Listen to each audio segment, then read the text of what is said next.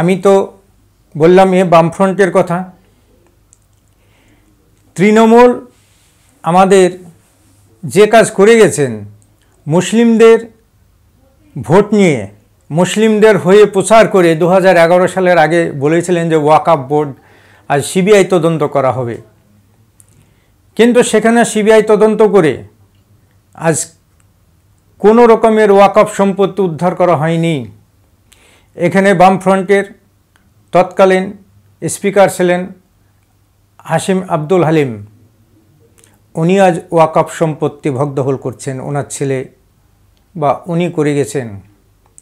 এখানে আদার্স তৃণমূলের অনেক তাবড় নেতা ওয়াকফ সম্পত্তি ভগদখল করছেন। আজ ওয়াকফ সম্পত্তিটাও কিন্তু মুসলিমরাও এক শ্রেণীর দায়ী, যে এই যে ওয়াকফ সম্পত্তির মুতাল্লি কিন্তু মুসলিমরাই।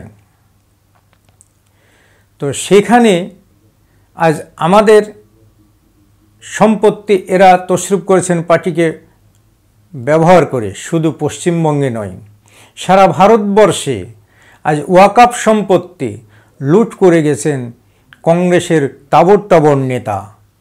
আজ সেইগুলা যদি আজ রিকভারি করে, আজ রিকভারির ভয়ে আজ এদের কাছ থেকে এই সম্পত্তি বেহাত হয়ে যাবে, তার ভয়ই কিন্তু আজ ওয়াকফ সম্পত্তি নিয়ে আজ এত আন্দোলন। আজ শুধু এখানেই নয়, যারা সিমি বলে আজ মুসলিমদের তাবড় যারা প্রভাবশালী লোক, তাদেরকে যখন মুসলিমদের কাজ করছেন, এরা মুসলিমরা পিছিয়ে আছে, সেই শ্রেণীর মানুষকে নিয়ে এনজিওর মাধ্যমে যখন কাজ করছেন, তখন কংগ্রেস তৎকালীন কেন্দ্রে ক্ষমতায় ছিলেন, রাজ্যে ছিলেন আমাদের বামফ্রন্ট। সেই সময় কিন্তু সিমি তকমা দিয়ে ভালো নেতাদের বিরুদ্ধে সিমি তকমা লাগিয়ে গিয়েছেন। এটা আমি চ্যালেঞ্জ করছি।